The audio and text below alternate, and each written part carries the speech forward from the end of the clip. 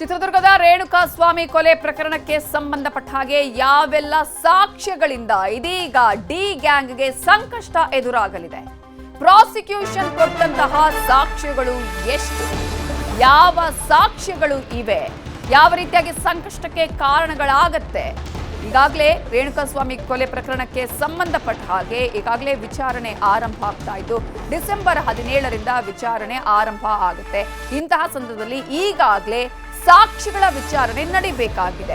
ಈಗಾಗಲೇ ಸಾಕ್ಷಿಗಳ ವಿಚಾರಣೆ ನಡೆಸೋದಕ್ಕೂ ಕೂಡ ಕೋರ್ಟ್ ಅನುಮತಿಯನ್ನ ಕೊಟ್ಟಿದ್ದು ನಿನ್ನೆಯಷ್ಟೇ 3 ಸಾಕ್ಷ್ಯಗಳ ವಿಚಾರಣೆಯನ್ನು ನಡೆಸೋದಕ್ಕೆ ಕೋರ್ಟ್ ಹೇಳಿದೆ. ಜೊತೆಗೆ ಇವತ್ತು ಇನ್ನೊಂದಷ್ಟು ಸಾಕ್ಷಿಗಳ ವಿಚಾರಣೆ ನಡೆಸೋದಕ್ಕೂ ಕೂಡ ಅನುಮತಿಯನ್ನ ನೀಡಲಿದೆ. ಇಂತಹ ಸಂದರ್ಭದಲ್ಲಿ ಯಾರ್ಯಾರ ಸಾಕ್ಷ್ಯಗಳ ವಿಚಾರಣೆ ಆಗತ್ತೆ?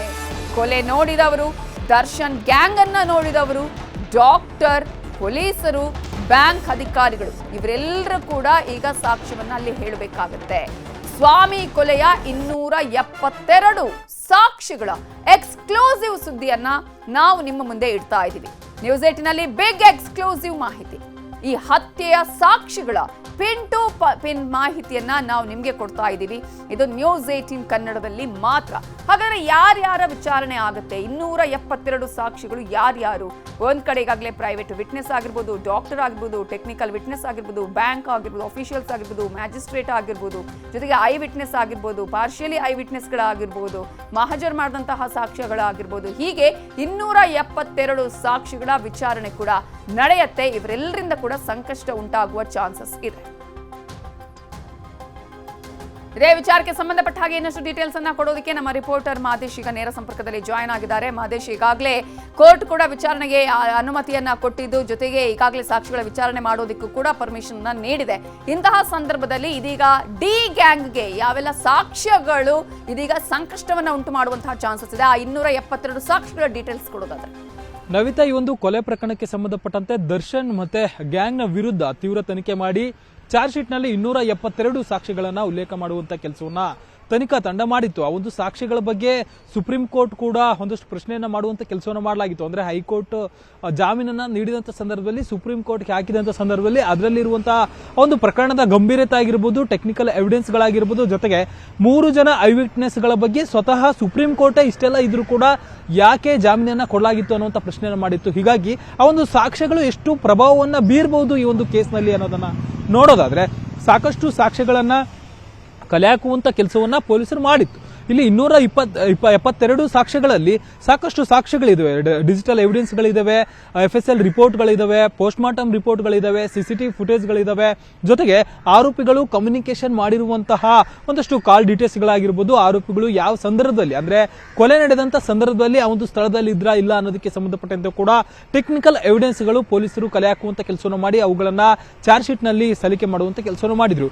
ಇಲ್ಲಿ ಚಿತ್ರದುರ್ಗದಿಂದ ಹಿಡಿದು ಪಟ್ಟಣಗೆರೆ ಶೆಡ್ವರೆಗೂ ಕೂಡ ಬಂದಿರುವಂತಹ ಒಂದಷ್ಟು ಡಾಟೆಡ್ ಕನೆಕ್ಷನ್ಗಳು, ಅಂದ್ರೆ ಆತನನ್ನ ಕಿಡ್ನಾಪ್ ಮಾಡಿದಾಗಿಂದ ಹಿಡಿದು ಆತನನ್ನ ಹೊಡೆದು ಕೊಲೆ ಮಾಡಿ ನಂತರ ಆತನ ಮೃತದೇಹವನ್ನ ಒಂದು ಅಪಾರ್ಟ್ಮೆಂಟ್ ಬಳಿ ಬಿಸಾಕುವವರೆಗೂ ಕೂಡ ಏನೆಲ್ಲ ಸಾಕ್ಷ್ಯಗಳನ್ನ ಡಾಟೆಡ್ ಆಗಿ ಕನೆಕ್ಟ್ ಮಾಡಬೇಕು ಅನ್ನೋದಕ್ಕೆ ಸಂಬಂಧಪಟ್ಟಂತೆ ಆ ಒಂದಷ್ಟು ಟೆಕ್ನಿಕಲ್ ಎವಿಡೆನ್ಸ್ ಗಳನ್ನ ಮತ್ತೆ ಸಾಂದರ್ಭಿಕ ಸಾಕ್ಷಿಗಳನ್ನ ಕಲೆ ಹಾಕುವಂತ ಕೆಲಸವನ್ನ ಪೊಲೀಸರು ಮಾಡಿದ್ರು. ಅವೆಲ್ಲವನ್ನೂ ಕೂಡ ಚಾರ್ಜ್ ಶೀಟ್ ನಲ್ಲಿ pin to pin with evidence ಮತ್ತೆ ರಿಪೋರ್ಟ್ ಗಳನ್ನ ಸಲ್ಲಿಕೆ ಮಾಡುವಂತ ಕೆಲಸವನ್ನ ಇಲ್ಲಿ ಪೊಲೀಸರು ಮಾಡಿದ್ದಾರೆ.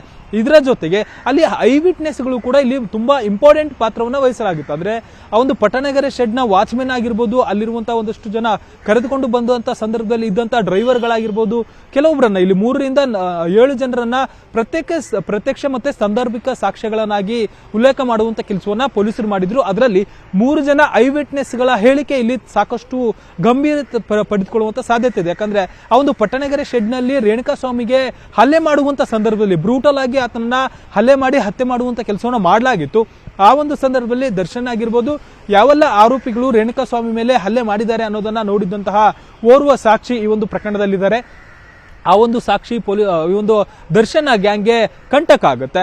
ಇದರ ಜೊತೆಗೆ ಒಂದಷ್ಟು ರಿಪೋರ್ಟ್ಗಳು, FSL ನ ರಿಪೋರ್ಟ್ಗಳು, ಆತನ ಮೇಲೆ ಹಲ್ಲೆ ಆಗಿರುವಂತಹ ವಿಚಾರಗಳಾಗಿರ್ಬೋದು, ಅಲ್ಲಿ ಪತ್ತೆ ಆಗಿರುವಂತಹ ವೆಪನ್ಗಳು, ಅಂದ್ರೆ ಇವರು ರೇಣುಕಾಸ್ವಾಮಿಗೆ ಹೊಡೆಯೋದಕ್ಕೆ ಏನೆಲ್ಲ ವಸ್ತುಗಳನ್ನ ಬಳಸಿದ್ರಲ್ಲ ಅವೆಲ್ಲವನ್ನೂ ಕೂಡ FSL ಗೆ ಕಳಿಸಿ ಅಲ್ಲಿ ಟೆಸ್ಟ್ ಅನ್ನ ಮಾಡಿಸಿ ಆ ಒಂದು ರಿಪೋರ್ಟ್ ಗಳನ್ನು ಕೂಡ ಸಬ್ಮಿಟ್ ಮಾಡುವಂತ ಕೆಲಸವನ್ನ ಪೊಲೀಸರು ಮಾಡಿದ್ರು. ಇದರ ಜೊತೆಗೆ ದರ್ಶನ್ ಆಗಿರ್ಬೋದು, ಬೇರೆ ಬೇರೆ ಆರೋಪಿಗಳ ಮನೆಗೆ ಹೋಗಿ ರೇಡ್ ಮಾಡಿ ಅಲ್ಲಿ ಆ ಒಂದು ದಿನ ಅಂದ್ರೆ ಕೊಲೆ ನಡೆದ ಆರೋಪಿಗಳು ಯಾವೆಲ್ಲ ಬಟ್ಟೆಗಳ ಬಟ್ಟೆಗಳನ್ನ ಧರಿಸಿದ್ರಲ್ಲ ಆ ಎಲ್ಲ ಬಟ್ಟೆಗಳನ್ನು ಕೂಡ FSLಗೆ ಕಳಿಸುವಂತ ಕೆಲಸವನ್ನು ಮಾಡಿದ್ರು. ಆ ಒಂದು ಬಟ್ಟೆಗಳ ಮೇಲೆ ಕೂಡ ರೇಣುಕಾ ಸ್ವಾಮಿಯ ಒಂದಷ್ಟು ರಕ್ತದ ಕಲೆಗಳು ಕೂಡ ಪತ್ತೆಯಾಗಿತ್ತು. ಇವೆಲ್ಲವೂ ಕೂಡ ಈ ಒಂದು ಕೊಲೆಯಲ್ಲಿ ಆರೋಪಿಗಳು ಭಾಗಿಯಾಗಿದ್ದಾರೆ ಅನ್ನೋದಕ್ಕೆ ಪ್ರಬಲ ಸಾಕ್ಷಿಗಳಾಗಿರುತ್ತೆ. ಇದನ್ನ ಕೋರ್ಟ್ ಕೂಡ ಕನ್ಸಿಡರ್ ಮಾಡುವಂತ ಕೆಲಸವನ್ನು ಮಾಡಲಾಗುತ್ತೆ. ಈಗಾಗಲೇ ಎಲ್ಲಾ ಸಾಕ್ಷಿಗಳನ್ನು ಕೂಡ ಚಾರ್ಜ್ ಶೀಟ್ ನಲ್ಲಿ ಉಲ್ಲೇಖ ಮಾಡಿ ಕೋರ್ಟ್ಗೆ ಸಬ್ಮಿಟ್ ಮಾಡುವಂತ ಕೆಲಸವನ್ನ ತನಿಖಾ ತಂಡ ಮಾಡಿದೆ. ಈ ಒಂದು ಟ್ರಯಲ್ ನ ಸಂದರ್ಭದಲ್ಲಿ ಎಲ್ಲವನ್ನು ಕೂಡ ಕ್ರಾಸ್ ಚೆಕ್ ಮಾಡುವಂತ ಕೆಲಸವನ್ನು ಮಾಡಲಾಗುತ್ತೆ. ಅದಾದ ಸಾಕ್ಷಿಗಳು ನಿಜನ ಪೊಲೀಸರು ಸಬ್ಮಿಟ್ ಮಾಡಿರುವಂತಹ ಸಾಕ್ಷಿಗಳಾಗಿರ್ಬೋದು, ಮತ್ತೆ ವಿಟ್ನೆಸ್ ಗಳು ಇಲ್ಲಿ ಹೇಳಿಕೆ ನೀಡಿರುವಂತದ್ದು ಎಷ್ಟು ಸತ್ಯ ಇದೆ ಅನ್ನೋದಕ್ಕೆ ಸಂಬಂಧಪಟ್ಟಂತೆ ಟ್ರಯಲ್ ಒಂದು ಆಗಬೇಕಾಗಿದೆ. ಅವೆಲ್ಲವೂ ಕೂಡ ಟ್ರಯಲ್ ನಲ್ಲಿ ಏನಾಗುತ್ತೆ ಅನ್ನೋದನ್ನು ಕಾದು ನೋಡಬೇಕಾಗುತ್ತೆ. ಇದರ ಜೊತೆಗೆ ಒಂದಷ್ಟು ಸರ್ಕಾರಿ ನೌಕರರು ಕೂಡ ಇಲ್ಲಿ ಸಾಕ್ಷಿಗಳನ್ನಾಗಿ ಪರಿಗಣಿಸ ಮಾಡುವಂತ ಕೆಲಸವನ್ನ ಪೊಲೀಸರು ಮಾಡಿದ್ದಾರೆ. ಯಾಕಂದ್ರೆ ಸ್ಥಳ ಮಹಜರು ಮಾಡಿರುವಂತಹ ಸಂದರ್ಭದಲ್ಲಿ ಆರೋಪಿಗಳು ನೀಡಿರುವಂತಹ ಹೇಳಿಕೆಗಳಾಗಿರ್ಬೋದು, ಜೊತೆಗೆ ಸ್ಥಳ ಮಹಜರು ಸಂದರ್ಭದಲ್ಲಿ ಏನೆಲ್ಲ ವಸ್ತುಗಳು ಸಿಕ್ಕಿದೆ ಅಲ್ಲ ಅದಕ್ಕೆ ಸಂಬಂಧಪಟ್ಟಂತೆ ಒಂದಷ್ಟು ಜನ ಪೊಲೀಸರನ್ನಾಗಿರ್ಬೋದು, ಮತ್ತೆ ಡಾಕ್ಟರ್ಗಳನ್ನ, ಮತ್ತೆ BBMP ಸಿಬ್ಬಂದಿಯನ್ನು ಕೂಡ, ಅಂದ್ರೆ ಈಗ GBA ಆಗಿದೆ ಆ ಒಂದು ಸಿಬ್ಬಂದಿಯನ್ನು ಕೂಡ, ಸರ್ಕಾರಿ ನೌಕರನ್ನು ಕೂಡ ಇಲ್ಲಿ ಸಾಕ್ಷ್ಯಗಳನ್ನಾಗಿ ಉಲ್ಲೇಖ ಮಾಡುವಂತ ಕೆಲಸವನ್ನ ಪೊಲೀಸರು ಮಾಡಿದ್ದಾರೆ. ಇವೆಲ್ಲವೂ ಕೂಡ ದರ್ಶನ್ ಗ್ಯಾಂಗ್ಗೆ ಕಂಟಕ ಆಗುವಂತ ಸಾಧ್ಯತೆ ಇದೆ. ಕ್ರಾಸ್ ಚೆಕಿಂಗ್ ವೇಳೆ ಅಂದ್ರೆ ಟ್ರಯಲ್ ವೇಳೆ ಎಲ್ಲವನ್ನು ಕೂಡ ಮತ್ತೆ ರಿವೆರಿಫಿಕೇಶನ್ ಮಾಡುವಂತ ಕೆಲಸವನ್ನ ಕೋರ್ಟ್ ಮಾಡುತ್ತೆ. ಈ ಒಂದು ಸಂದರ್ಭದಲ್ಲಿ ಚಾರ್ಜ್ ಶೀಟ್ ನಲ್ಲಿ ಉಲ್ಲೇಖ ಆಗಿರುವಂತಹ ಸಾಕ್ಷಿಗಳು ಮತ್ತೆ ಅಲ್ಲಿರುವಂತಹ ಅಂಶಗಳು, ಜೊತೆಗೆ ಟ್ರಯಲ್ ನಲ್ಲಿ ಆ ಎಲ್ಲ ವ್ಯಕ್ತಿಗಳು ಯಾರೆಲ್ಲ ಐ ವಿಟ್ನೆಸ್ ಗಳಿದೆ ಮತ್ತೆ ರಿಪೋರ್ಟ್ ಗಳನ್ನ ಪರಿಶೀಲನೆ ಮಾಡಿದಂತ ಸಂದರ್ಭದಲ್ಲಿ ಅವೆಲ್ಲವೂ ಕೂಡ ಸತ್ಯ ಅನ್ನುವಂಥದ್ದು ಮತ್ತೆ ಅಲ್ಲಿ ಡಾಟೆಡ್ ಆಗಿ ಕನೆಕ್ಟ್ ಆಗಿದೆ ಅನ್ನುವಂಥದ್ದು ಅಲ್ಲಿ ಪತ್ತೆ ಆದ್ರೆ ನಿಜಕ್ಕೂ ಕೂಡ ದರ್ಶನ್ ಮತ್ತೆ ಗ್ಯಾಂಗ್ಗೆ ಶಿಕ್ಷೆಯನ್ನ ಪ್ರಕಟಿಸುವಂತ ಕೆಲಸ ಆಗುತ್ತೆ. ಇನ್ನೇನು ಟ್ರಯಲ್ ಕೂಡ ಆರಂಭ ಆಗಬೇಕಿದೆ. ಇವತ್ತು ಈ ಒಂದು ಪ್ರಕರಣಕ್ಕೆ ಸಂಬಂಧಪಟ್ಟಂತೆ ಯಾರನ್ನ ಮೊದಲು ವಿಚಾರಣೆ ಮಾಡಬೇಕು, ಅಂದ್ರೆ ಯಾವ ಸಾಕ್ಷಿಗಳನ್ನ ಮೊದಲು ವಿಚಾರಣೆ ಮಾಡಬೇಕು ಅನ್ನೋದಕ್ಕೆ ನಿನ್ನೆಯ ಒಂದು ಸಂದರ್ಭದಲ್ಲಿ ಈಗ ದರ್ಶನ್ ಪರ ವಕೀಲರುಗಳಿಗೂ ಅಥವಾ ಆರೋಪಿಗಳ ಪರ ವಕೀಲರು ಕೇಳಿಕೊಂಡಿದ್ರು, ಯಾರ್ಯಾರನ್ನ ಫಸ್ಟ್ ನೀವು ಸಾಕ್ಷಿಗಳನ್ನ ವಿಚಾರಣೆ ಮಾಡ್ತೀರಿ, ನಮಗೂ ಕೂಡ ಅದ್ರ ಬಗ್ಗೆ ಮಾಹಿತಿ ಕೊಡಿ ಅಂತ ಹೇಳಿ. ಈಗ ರೇಣುಕಾ ಸ್ವಾಮಿಯ ತಂದೆ ತಾಯಿ ಆಗಿರ್ಬೋದು, ಜೊತೆಗೆ ದೂರುದಾರ, ಜೊತೆಗೆ ವಾಚ್ಮೆನ್, ಇವರ ಒಂದು ಸಾಕ್ಷಿಗಳ ವಿಚಾರಣೆ ಮೊದಲು ನಡೆಯುತ್ತಾ, ಜೊತೆಗೆ ಇವತ್ತು ಏನೇನಾಗತ್ತೆ ನವಿತಾ? ಈ ಒಂದು ಕನ್ಫ್ಯೂಷನ್ಗೆ ಇವತ್ತು ಉತ್ತರ ಸಿಗುತ್ತೆ. 64ನೇ CCH ಕೋರ್ಟ್ ನಲ್ಲಿ ಈ ಒಂದು ವಿಚಾರಕ್ಕೆ ಸಂಬಂಧಪಟ್ಟಂತೆ ನಿನ್ನೆ ಒಂದಷ್ಟು ವಾದ ಮತ್ತೆ ಪ್ರತಿವಾದ ಮಾಡಿತ್ತು. ಏನಂದ್ರೆ ಈ ಒಂದು ಪ್ರಕರಣದಲ್ಲಿ ಮೊದಲು ಯಾವೆಲ್ಲ ಸಾಕ್ಷಿಗಳನ್ನ ಮೊದಲು ವಿಚಾರಣೆ ಮಾಡಬೇಕು, ಅವರ ಹೇಳಿಕೆಗಳನ್ನ ಪಡಿಬೇಕು ಅನ್ನುವಂತ ನಿಟ್ಟಿನಲ್ಲಿ ಈಗಾಗಲೇ ಒಂದು ರೀತಿ ತಯಾರಿಯನ್ನ ಮಾಡಿಕೊಳ್ಳುವಂತ ಕೆಲಸವನ್ನ ಪ್ರಾಸಿಕ್ಯೂಷನ್ ಮಾಡಿದೆ. ಅಂದ್ರೆ SPP ತಂಡ ಮಾಡಿದೆ. ಮೊದಲ ಹಂತವಾಗಿ ಇಲ್ಲಿ ಸಾಕ್ಷಿ ನಂಬರ್ 7 ಮತ್ತೆ 8 ಹಾಗೂ ದೂರು ನೀಡಿದಂತ ಒಂದು ವಾಚ್ಮೆನ್ ಅಪಾರ್ಟ್ಮೆಂಟ್ ಬಳಿ ಒಂದು ಶವವನ್ನ, ರೇಣುಕಾ ಸ್ವಾಮಿಯನ್ನ ಶವವನ್ನ ನೋಡಿ ಪೊಲೀಸರಿಗೆ ಕರೆ ಮಾಡಿದ್ನಲ್ಲ ಆ ವ್ಯಕ್ತಿ, ಜೊತೆಗೆ ರೇಣುಕಾ ಸ್ವಾಮಿಯ ತಂದೆ ತಾಯಿಯನ್ನ ವಿಚಾರಣೆ ಮಾಡಬೇಕು ಅಂತ ಹೇಳಿ ಪ್ರಾಸಿಕ್ಯೂಷನ್ ರೆಡಿ ಆಗಿತ್ತು. ಈ ಒಂದು ವಿಚಾರದ ಬಗ್ಗೆ ಈಗ ದರ್ಶನ್ ಪರ ವಕೀಲರಾದಂತಹ ಸುನಿಲ್ ಅವರು ಪ್ರಶ್ನೆ ಮಾಡುವಂತ ಕೆಲಸವನ್ನು ಮಾಡಿದ್ರು. ಅಂದ್ರೆ ಸೀರಿಯಲ್ ನಂಬರ್ ಆಗಿ ಇವರು ಸಾಕ್ಷಿಗಳನ್ನ ವಿಚಾರಣೆ ಮಾಡುವಂತ ಕೆಲಸ ಮಾಡಬೇಕಾಗಿದೆ, ಇವರು ಲಾಸ್ಟ್ ನಿಂದ ಬರುವಂತ ಕೆಲಸವನ್ನು ಮಾಡ್ತಿದ್ದಾರೆ ಅಂತೇಳಿ ದರ್ಶನ್ ಪರ ವಕೀಲರು ಒಂದಷ್ಟು ಪ್ರಶ್ನೆ ಮಾಡುವಂತ ಕೆಲಸವನ್ನು ಮಾಡಿದ್ರು. ಜೊತೆಗೆ ಯಾವೆಲ್ಲ ಸಾಕ್ಷಿಗಳನ್ನ ಇವರು ವಿಚಾರಣೆ ಮಾಡುವಂತ ಕೆಲಸಕ್ಕೆ, ಅಂದ್ರೆ ಕೋರ್ಟ್ಗೆ ಸಾಕ್ಷಿಗಳನ್ನಾಗಿ ಕರೆಸ್ತಾರಲ್ಲ ಆ ಒಂದು ಮಾಹಿತಿಯನ್ನ ನಮಗೆ ಮುಂಚೆಯೇ ನೀಡಬೇಕು. ನಾವು ಕೂಡ ಈ ಒಂದು ಟ್ರಯಲ್ಗೆ ಒಂದಷ್ಟು ಸಿದ್ಧತೆಗಳನ್ನ ಮಾಡ್ಕೊಳ್ಬೇಕಾಗಿದೆ. ಯಾಕಂದ್ರೆ ಕೊಲೆ ಅಂತ ಗಂಭೀರ ಪ್ರಕರಣವನ್ನ ನನ್ನ ಕಕ್ಷಿದಾರ ದರ್ಶನ್ ಎದುರಿಸುವಂತ ಕೆಲಸವನ್ನು ಮಾಡ್ತಿದ್ದಾರೆ. ಹೀಗಾಗಿ ನಾವು ಟ್ರಯಲ್ ನಲ್ಲೂ ಕೂಡ ಇದನ್ನ ಫೇಸ್ ಮಾಡಬೇಕಾಗಿದೆ. ಹೀಗಾಗಿ ಎಲ್ಲ ಸಾಕ್ಷಿಗಳನ್ನು ಕೂಡ ನಮಗೆ ಕೂಡ ಮಾಹಿತಿಯನ್ನ ನೀಡಬೇಕು ಅಂತ ಹೇಳಿ ದರ್ಶನ್ ಪರ ವಕೀಲರು ಪ್ರಶ್ನೆ ಮಾಡುವಂತ ಕೆಲಸವನ್ನು ಮಾಡಿದ್ರು. ಇಲ್ಲಿ SPP ಅಂದ್ರೆ ಪ್ರಾಸಿಕ್ಯೂಷನ್ ಕೂಡ ಒಂದಷ್ಟು ತಾಂತ್ರಿಕವಾಗಿ ದರ್ಶನ್ಗೆ ಯಾವೆಲ್ಲ ಹಿನ್ನಡೆ ಆಗ್ಬೇಕು ಅನ್ನುವಂತ ನಿಟ್ಟಿನಲ್ಲೂ ಕೂಡ ಯಾವ್ಯಾವ ಸಾಕ್ಷಿಗಳನ್ನ ಮೊದಲು ಇಲ್ಲಿ ಕರೆಸಬೇಕು ಅಂತ ಹೇಳಿ ನೋಡಲಾಗ್ತಿದೆ. ಇವತ್ತು ಈ ಒಂದು ವಿಚಾರಕ್ಕೆ ಸಂಬಂಧಪಟ್ಟಂತೆ ಕೋರ್ಟ್ ಏನು ಆದೇಶ ಕೊಡುತ್ತೆ ಅನ್ನೋದನ್ನ ಕಾದು ನೋಡಬೇಕಿದೆ. ನವಿತಾ, ಥ್ಯಾಂಕ್ ಯು ಮಾದೇಶ್ ಡೀಟೇಲ್ಸ್ಗೆ. ಈಗಾಗಲೇ ವಿಚಾರಣೆಗೂ ಕೂಡ ಕೋರ್ಟ್ ಅನುಮತಿಯನ್ನು ಕೊಟ್ಟಿದೆ. ಇವೆಲ್ಲದರ ಮಧ್ಯೆ ಹಾಸಿಗೆ ದಿಂಬಿನ ವಿಚಾರವನ್ನು ನಾವು ಈ ಹಿಂದೆನೇ ಗಮನಿಸಿದ್ವಿ. ದರ್ಶನ್ ಯಾವ ರೀತಿಯಾಗಿ ಈ ಒಂದು ಮೂಲಭೂತ ಸೌಕರ್ಯಗಳ ಬಗ್ಗೆ ಮಾತನಾಡಿದ್ರು ಅಥವಾ ಕೋರ್ಟ್ ಬಳಿ ಕೇಳ್ಕೊಂಡಿದ್ರು ಅಂತ. ಇದೀಗ ಒಂದು ಹೊಸ ಡಿಮ್ಯಾಂಡ್ ಅನ್ನ ನ್ಯಾಯಾಧೀಶರ ಮುಂದೆ ಡಿ ಗ್ಯಾಂಗ್ ಇಟ್ಟಿದೆ. ಆ ಡಿಮ್ಯಾಂಡ್ ಏನಪ್ಪಾ ಅಂತ ಹೇಳ್ತಾ ಇದ್ರೆ, ತಲೆ ಕೆಡ್ತಿದೆ, ಟಿವಿ ಹಾಕಿಸ್ಕೊಡಿ ಅಂತ ಹೇಳಿ ಡಿ ಗ್ಯಾಂಗ್ ಮನವಿಯನ್ನ ಮಾಡ್ಕೊಂಡಿದೆ ನ್ಯಾಯಾಧೀಶರ ಬಳಿ.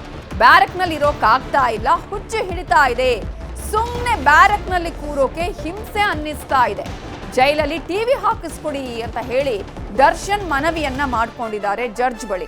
ಒಂದ್ ಕಡೆ ಹೊರಗಡೆ ಹೋಗೋದಿಕ್ಕೂ ಆಗ್ತಾ ಇಲ್ಲ, ಹೀಗಾಗಿ ಟಿವಿಯನ್ನ ಕೊಡ್ಸಿ ಅಂತ ಹೇಳಿ ಕೇಳ್ಕೊಂಡಿದ್ದಾರೆ. ಜಡ್ಜ್ಗೆ ಕೈ ಮುಗಿದು ಮನವಿಯನ್ನ ಮಾಡ್ಕೊಂಡಿದ್ದಾರೆ ದರ್ಶನ್ ಅಂಡ್ ಗ್ಯಾಂಗ್. ಜೈಲಾಧಿಕಾರಿಗಳಿಗೆ ಹೇಳ್ತೀನಿ ಅಂತ ಹೇಳಿದ್ದಾರೆ ನ್ಯಾಯಾಧೀಶರು. ದಯವಿಟ್ಟು ಆದಷ್ಟು ಬೇಗ ಟಿವಿ ಕೊಡೋದಕ್ಕೆ ಹೇಳಿ ಸರ್ ಅಂತ ಹೇಳಿ ನ್ಯಾಯಾಧೀಶರ ಬಳಿ ದರ್ಶನ್ ಅಂಡ್ ಗ್ಯಾಂಗ್ ಮನವಿಯನ್ನ ಮಾಡಿಕೊಂಡಿದೆ. ಹೊರಗೆ ಹೋಗೋಕ್ಕೂ ಆಗ್ತಾ ಇಲ್ಲ, ಬ್ಯಾರಕ್ನಲ್ಲೇ ಕುತ್ಕೋಬೇಕು. ಎಷ್ಟು ಟೈಮ್ ಅಂತ ಹೇಳಿ ಕುತ್ಕೊಳ್ಳೋದು ಸಾಧ್ಯ ಆಗ್ತಾ ಇಲ್ಲ, ಹಿಂಸೆ ಆಗ್ತಾ ಇದೆ, ಹುಚ್ಚು ಹಿಡಿತಾ ಇದೆ. ಅಟ್ಲೀಸ್ಟ್ ಟಿವಿಯನ್ನ ಹಾಕಿಸ್ಕೊಡಿ, ಏನು ಆಗ್ತಾ ಇದೆ ಅನ್ನೋದನ್ನಾದ್ರೂ ನೋಡ್ಕೊಳ್ತೀವಿ ಇಲ್ಲಿ, ಅದರಲ್ಲೂ ಕೂಡ ಟಿವಿ ಇದ್ರೆ ಅಟ್ಲೀಸ್ಟ್ ಟೈಮ್ ಪಾಸ್ ಆಗುತ್ತೆ ನಮಗೆ ಅಂತ ಹೇಳಿ ನ್ಯಾಯಾಧೀಶರ ಮುಂದೆ ಕೈ ಮುಗಿದು ಕೇಳ್ಕೊಂಡಿದೆ ಡಿ ಗ್ಯಾಂಗ್.